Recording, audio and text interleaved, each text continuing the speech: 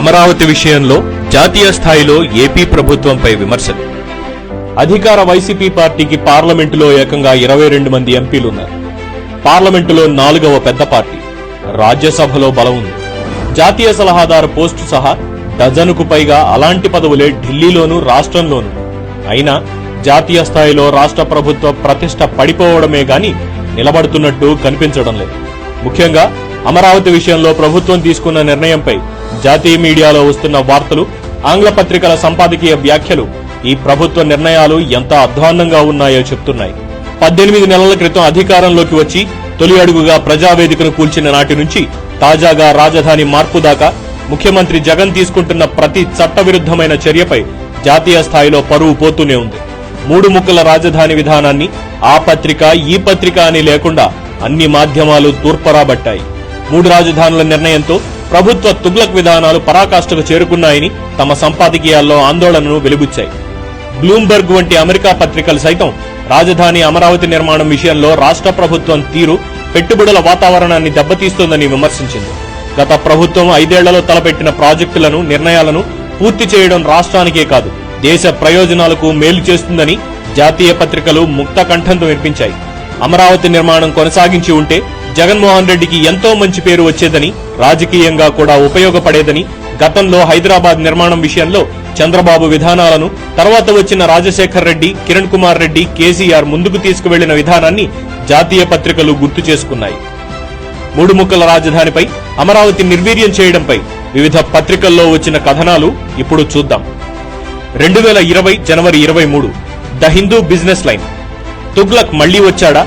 అమరావతి మార్పుపై ఆందోళన. 2019 September 1 economic times. Andhra CM అమరావతిని చంపొద్దు. రాజకీయ కక్ష సాధింపు కోసం రాష్ట్ర ప్రతిష్ట దెబ్బతీయవద్దు. దేశంలో పెట్టుబడుల వాతావరణానికి హాని కలిగించవద్దు. దేశంలో అభివృద్ధికి కేంద్రాలుగా కొత్త నగరాలు ఏర్పడాలి.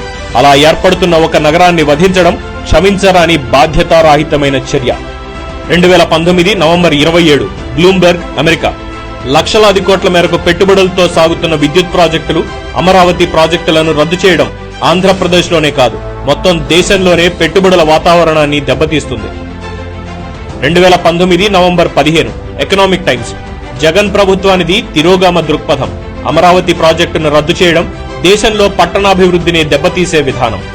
2020 జనవరి 23 the Indian express.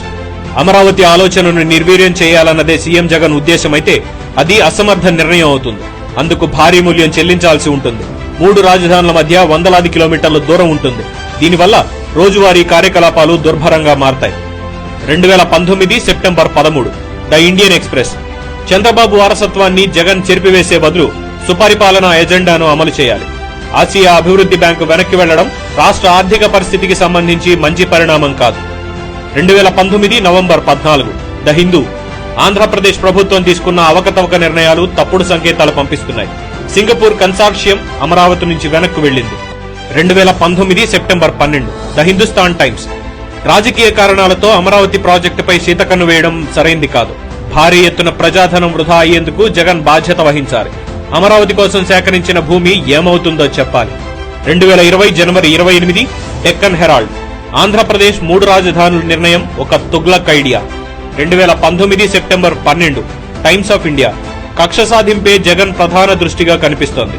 Chandrababu మేధోజనితమైన Amaravati ఇప్పుడు దయ్యాల నగరంగా మారే ప్రమాదం ఉంది.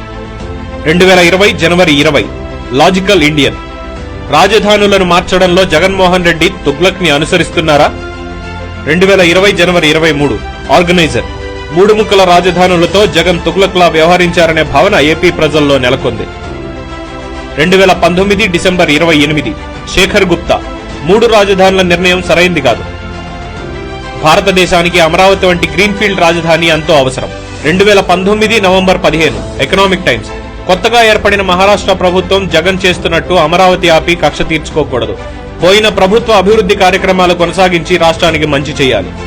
2019 నవంబర్ 14 ద ఇండియన్ ఎక్స్ప్రెస్. వ్యక్తుల మీద కక్షతో అమరావతి రాజధాని నిర్మాణం ఆపకూడదు. అమరావతి నిర్మాణం జరిగితే ఆంధ్రప్రదేశ్లోని అన్ని జిల్లాలకే కాక దేశానికి కూడా లాభం. 2019 December 21 the Hindu business line. 3 రాజధానుల ఆలోచన అమలు అంత తేలిక కాదు. రైతుల ఆందోళనను పట్టించుకోవాలి. అమరావతి దెబ్బతినకుండా చూసుకోవాలి. 2020 జనవరి 24 బిజినెస్ స్టాండర్డ్ నిర్మాణమవుతున్న రాజధాని ప్రాజెక్టును రద్దు చేసి 3 రాజధానులను ప్రకటించడంలో ఎలాంటి హేతుబద్ధత లేదు.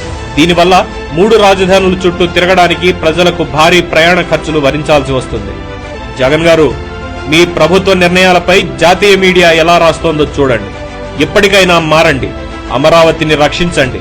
ఆంధ్రప్రదేశ్ ని కాపాడండి.